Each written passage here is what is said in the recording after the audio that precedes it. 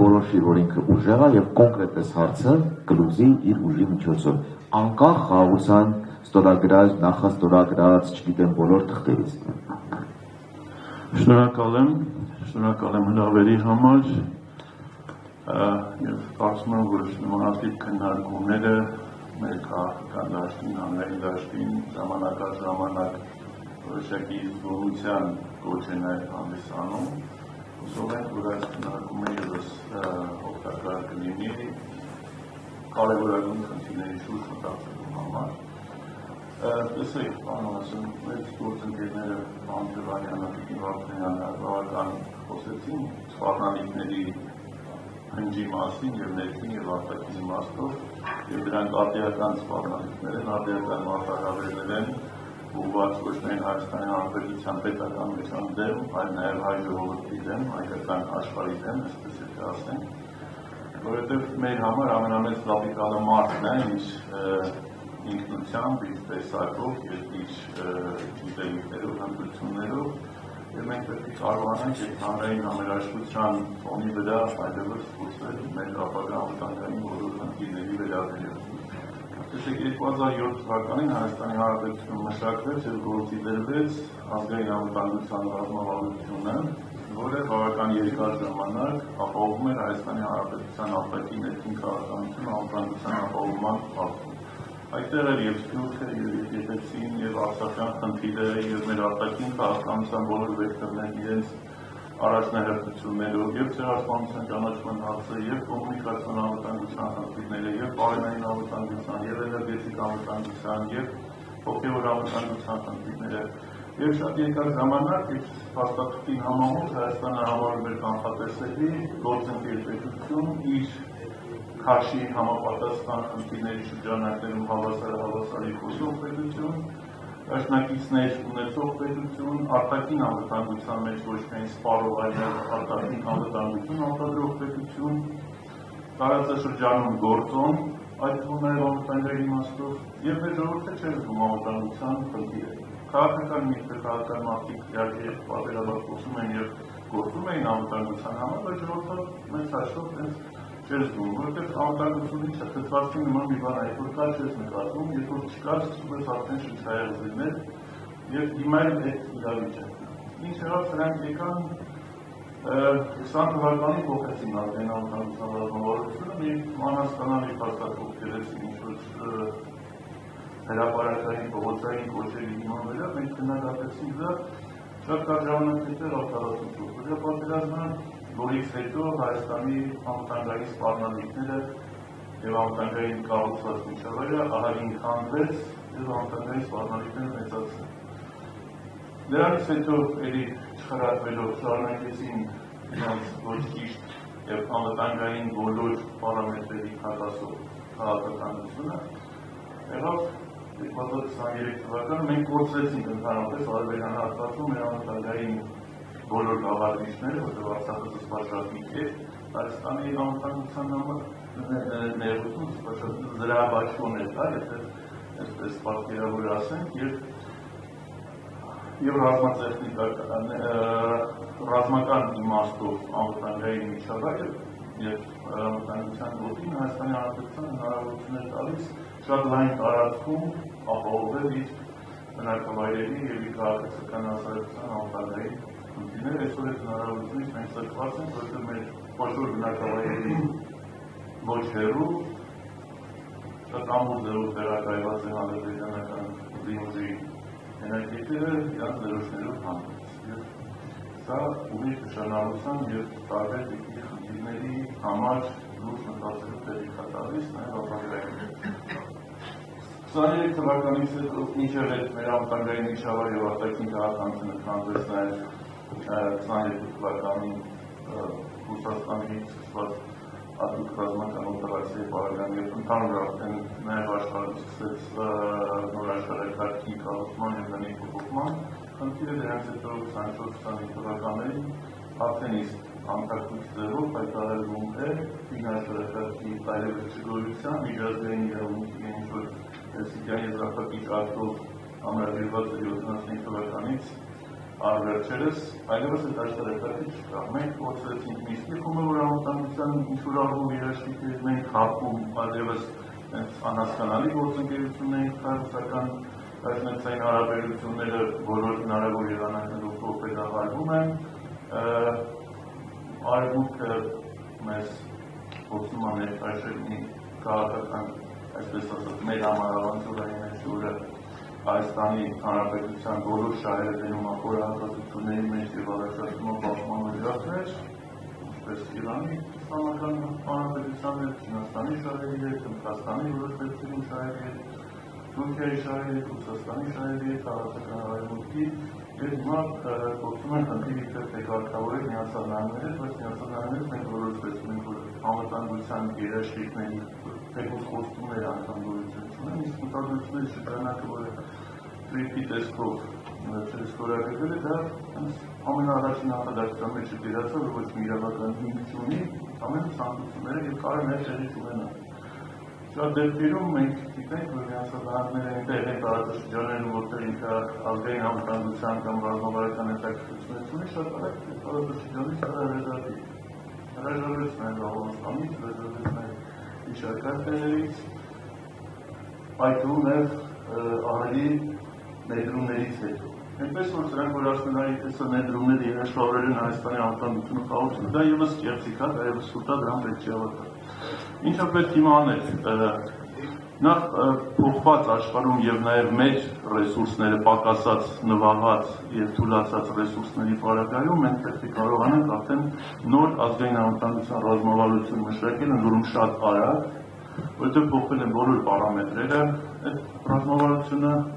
գրելու եւ իրականում կյանքի կոչելու համար փոխվել է պետական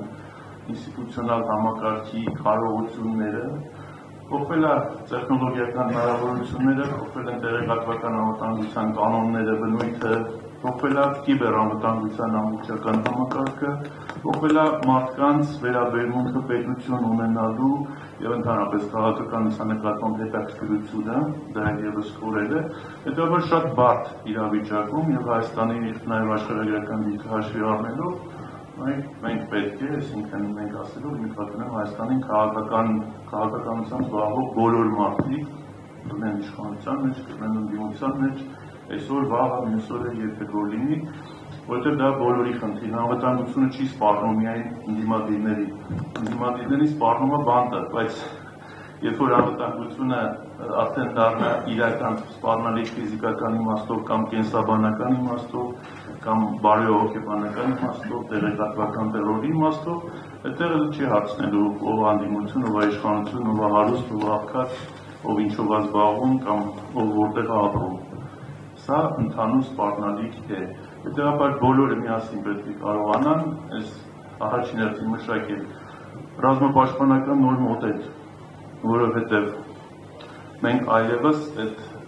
այսպես ասած, մասշտաբային հնարավորությունները չունենք պաշտպանելու,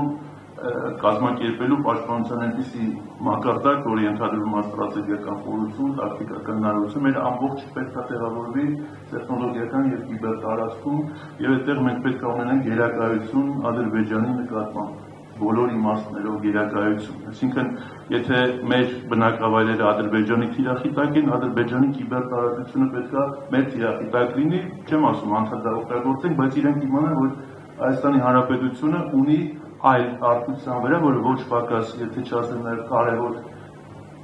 գուցե նաև ապագայի համար դառնա ավելի կարևոր, գեր ազդեցություն ունի իր վրա, այսինքն ունի հակազդելու հնարավորություն։ Բալանսներն այդպես են պահում։ Այնպես չի, որ Ադրբեջանը գնաց մի հատ D30 առավ, մենք գնանք երկու հատ D30 առնենք ու ասենք, կամ Հնդկաստանից վերենք ասենք, դա դրա ժամանակը արդեն, ոնց որ ասած, նախորդ 20-30-50 տարիներին է եղել, առաջիկա 10-20-30-50 տարիների համար լինելու է անվտանգությունների ապահովման, հասարակությունների, պետությունների անվտանգության ապահովման նոր մոդել։ Հիմա որ նայում ենք նացիոնալների պաշտպանական ռազմավարությունը վերջերս հրապարակված, իրենք նախորդ նայել էին 22 թվականին, ընդամենը 4 տարում ամբողջությամբ վերանայել են ինչպես ստրատեգիական հետաքրքրությունները, այնպես էլ ռազմապաշտպանական կարողությունները եւ դրանց գործիքակազմը։ Նույնը անում են Ռուսաստանի Դաշնությունում։ Այսօր Ռուսաստանի Դաշնության գլխավոր շտաբը եւ պաշտպանության նախարարությունը Ուկրաինայում իրենց ռազմական գործողությունների զուգահեռ արդեն իսկ մշակում են ապագա ռուսական բանակի և Ռուսաստանի անվտանգության տեխնոլոգիաները։ Նույնն անում են Եվրոպայի մի շարք երկրներ, մասնավորապես Գերմանիան, մասնավորապես Ֆրանսիան, չգիտեմ, Չինաստանը չեմ կարող ասել, չեմ ուսումնասիրել, բայց այսօրվա աշխարհում հսկայական միջոցներ են տրամադրվում ռազմատեխնիկական, կիբեր և տեղեկատվական անվտանգության ապահովման համար, որովհետև դրանց պարագայումը հնարավոր արդեն ապահովել տնտեսական անվտանգությունը, բնականոն կյանքը, հանրային համերաշխությունը և ընդհանուր առմամբ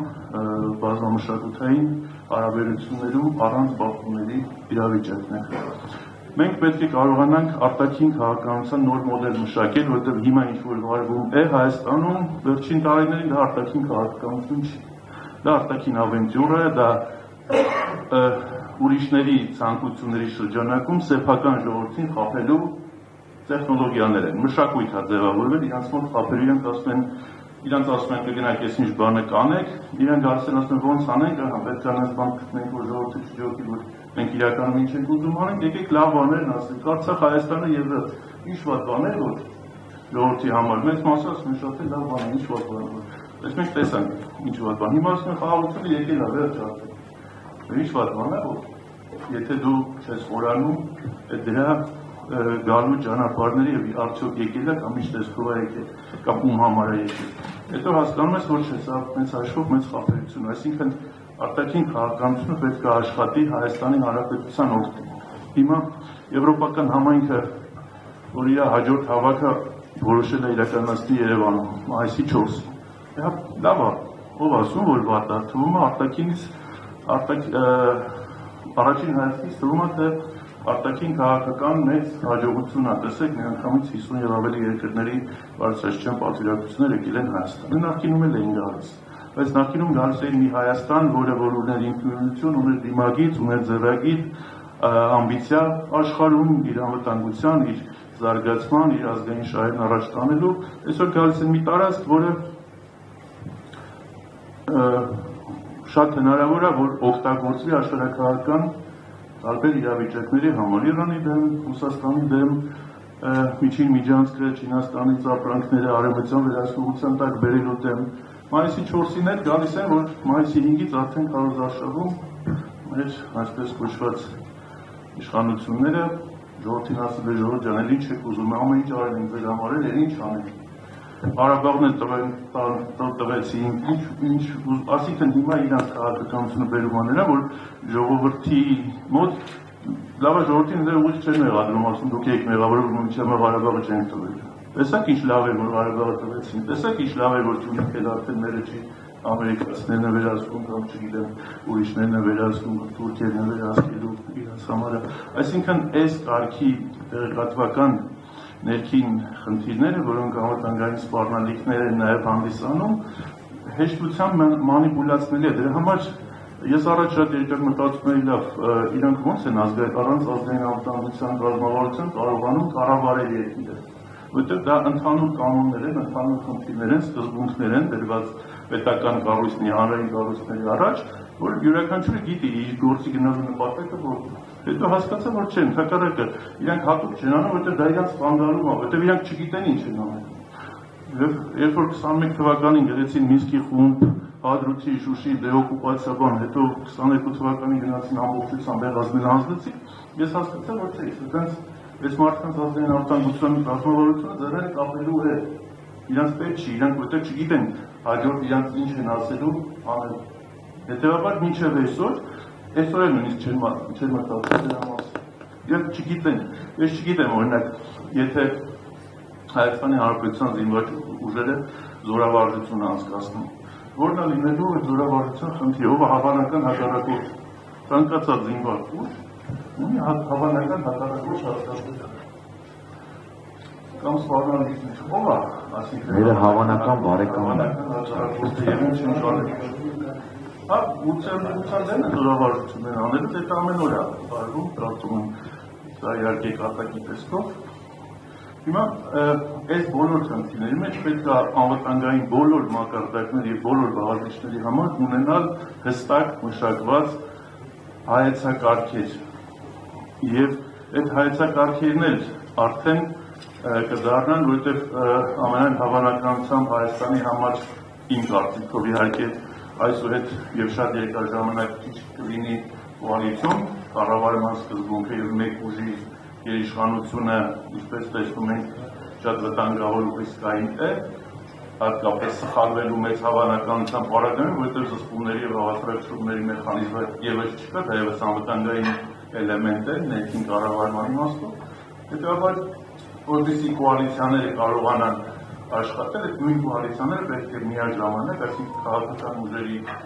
իրական գործով քաղաքական ուժերի շնչող մեծամասնությունը պետք է կարողանան կոնսենսուս ունենալ ապագա տարիների համար, դա կլինի միջնաժամկետ կամ երկարաժամկետ, չնայած երկարաժամկետի հիմա շատ դժվար է մշակել, բայց ունեն մեծ պետությունների համար, բայց գոնե կարճաժամկետ եւ միջնաժամկետի համար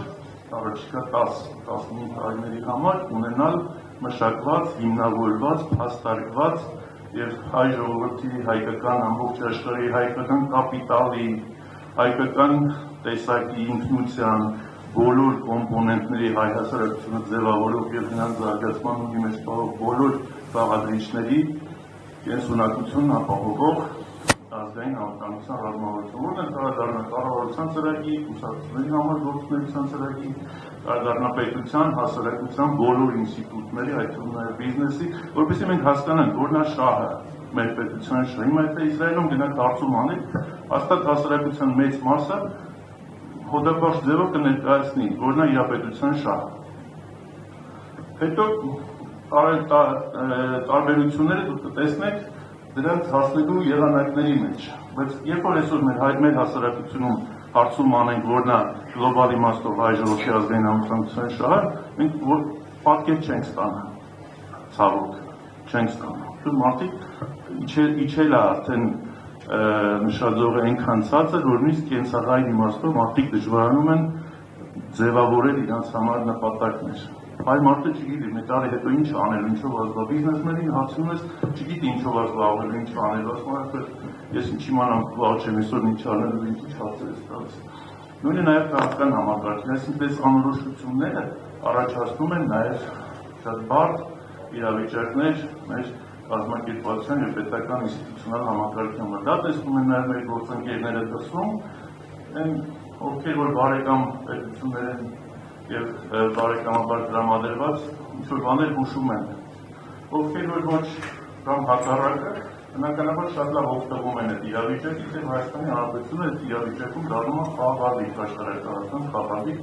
տարբեր ուժերի ձեռքում։ Եվ պատահական չի, որ այս քաղաքականությունը ողջունում են, իհարկե ողջունեն, խոսեն բարձրանից լավ քաղաքականություն, առաջ Հայաստանը գիտեր օրինակ ցեղասպանության ճանաչման, միջազգային ճանաչման քաղաքական գործընթացը, որ շատ երկար ժամանակ Հայաստանի Հանրապետությունը համարվել է եւ անվտանգության ապահովման մեխանիզմ, մի քիչ sense կոչի մասով ասած, եւ նաեւ արտաքին քաղաքականության առաջնահերթություն, երբ որ 100-ամյակին 5 երկրի ղեկավարը գալիս, որից երկուսը ՄԱԿ-ի անվտանգության խորհրդի մշտական անդամ պետությունների ղեկավարներ, եւ դա արդեն ամբողջ աշխարհին ազդանշան է, որ Հայաստանի Հանրապետությունը ունի խոշոր երաշխավորներ իր այս քաղաքականության պարագայում։ Հայաստանի Հանրապետությունը կորցրեց իր երաշխավորներին, որովհետև եկավ մի քաղաքական ուժ, որը այդպես էլ մինչև այսօր հստակ աշխարհին չի ասում, թե որն է իր նպատակը բացի Հայաստանի Հանրապետությանը վնասել։ Պարոն Զաքարյան, 2-3 շատ պարզ կոնկրետ հարցեր, որոնք ես շատ կարևոր եմ։ Առաջին, Հայաստանի նոր սոլիդ ազգային իշխանությունը ունենալու է արդյոք Ադրբեջանին ոչ ասելու ռեսուրս, մեկ, եւ երկրորդ, ունենալու է ժամանակ իր անվտանգային, բոլոր շերտերի անվտանգային իրավիճակը շտկելու այդ բարձր տեխնոլոգիական լուծումներով եւ այլն անվտանգության ավելի կայուն շեմ բերելու։ Այդ երկու հարցին խնդրեմ։ Առաջին հարցի իմաստով ասեմ, որ այս իշխանությունները այդ հարցի մասին են հոգ տարել, որ ոչ ասելը շատ ու շատ դժվար լինի, ոնց են հոգ տարել գնացին եւ նախաստորագրեցին այսպես կոչված խաղաղության փաստաթուղթը, որը ես որ կարդում ես, զգում ես, որ հայ ժողովուրդը կամ Հայաստան պետությունը իր մի շարք կարևոր խնդիրներ ձևակերպելու եւ դրանց կյանքի կոչելու համար պետք է անպայման Ադրբեջանի հարցը լինի, այսինքն ճիշտ հանձնաժողով ստեղծվելու, որ ասեն սիրելի հայ ժողովուրդ կամ ընկեր հայ ժողովուրդ, յոլդաշ հայ ժողովուրդ, այս հարցը որ դուք բարձրացնեք,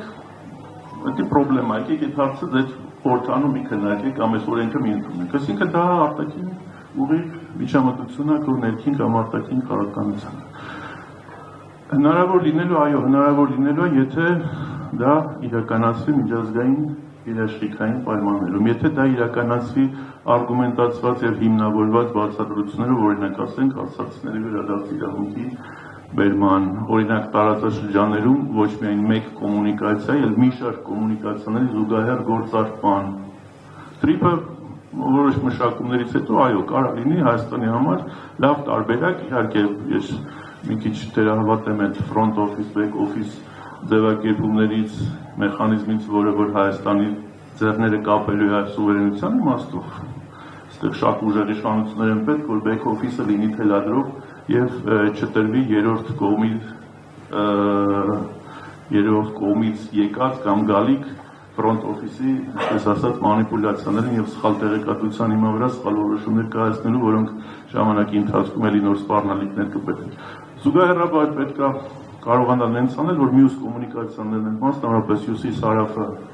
ոչ պակաս կարևորությամբ լինի ռազմավարական նշանակության կոմունիկացիա Հայաստանի հյուսիսային գործընկերների, հարավային գործընկերների դեպի ծովային ճանապարհներ տանող իր բոլոր կարողություններով ծավալով հանդերձ, նույն կերպ նաև Վրաստանին կապող, որովհետև ինչ-որ մի ժամանակ հետո Վրաստանն կարող է որոշակի սառի այն բանով, որ եթե հյուսիս հարավով ամբողջ ներողություն Թրիպի միջանցքով ամբողջությամբ միայն Թուրքիային ձեռնտու եւ նրա վերահսկողության տակ առևտուրն է գնում եւ Վրաստանն էլ ծրագրի դուրս է մնում, սա մեր համար հյուսիսում նաև առաջացնելու է բարդ խնդիր։ Միևնույն է, ինչքան էլ սահմանները բացվեն եւ Թուրքիայի հետ եւ Ադրբեջանի հետ, մենք պարտավոր ենք լինելու եւ մեր մյուս գործընկեր դաշնակից պետությունների շահերի համախմբության մեջ մեր ձեռքում պահել վերահսկողությունը։ Սրա համար կարծում եմ, որ նորմալ ազգային քաղաքական ուժերը միշտ կարողանալու են գտնել արտաքին ռեսուրսներ եւ ներքին ռեսուրսներ եւս, որովհետեւ դա եւս քո ներքին քաղաքականության կարևոր բաղադրիչ պետք է լինի։ Հայ ժողովուրդը պետք է ասի, լավ է որ գնում գալիս են իմ տարածքով, բայց ես պետք է իմանամ ովքեր են գնում, ինչ են տանում եւ դրանից ինչ շահութաբերություն ունի իմ պետությունը, որովհետեւ այդ բյուջեն հասարակության բյուջեն է, անվտանգությունը հասարակության անվտանգություն է, ինքնիշխանությունը միայն կառավարության պատկերացումը չի, դա հասարակության ինքնիշխանությունն է։ Սյունիքում ապրող մեր յուրաքանչյուր քաղաքացի պետք է զգա այդ ինքնիշխանություն, պետք է զգա, որ առանց իր թույլտվության, առանց իր համաձայնության, այնտեղ ոչինչ տեղի ունենալ չի կարող։ Ոչ թե դե ինչ անենք, հիմա տենց է որոշել են, ինչ կարանք անենք, չի կարող այդպեսի բան լինի։ Նշանակում է, որ մենք հրաժարվում ենք մեր պետությունից։ Կապի Արևելյան գործընկերության անդամ երկրի ղեկավար Ամեչյանը դուք կամ, որ վերջերս ասում է, երբ որ լինի ռեֆերենդում ուրիշ երկրի միանալու, ես կողմ կքվեարկեմ։ Սա նոնսենս է, սա հայտարարություն է, ասենք տվյալ երկրի ժողովուրդը դեմ է, բայց նախագահան կողմը, որ պետությունը կորցնի իր ինքնիշխանությունը։ Այսինքն այսպիսի աշխարհում շատ բարդ է խոսել սկզբունքային խնդիրներից, բայց դա չի նշանակում, որ մենք պետք է ձեռներս ցալենք նստենք, տեսնենք ոնց են մեր շուրջ անվտանգության սպառնալիքները եւ մարտահրավերները շատանում։ Շնորհակալ եմ հետաքրքիր ներկայացման համար։ Պարոն Մանուկյան, դուք ներկայացնում եք հայ-հեղափոխական դաշնակցությունը, որը իմ կարծիքով ես մի քանի անգամ առիթ եմ ունեցել հրապարակային ասել, նման պատմական պարտությունից առիթից հետո դաշնակցությունը ունի նոր պատմական առաքելություն, շատ մեծ առաքելություն եւ աշխարհի բոլոր պետությունների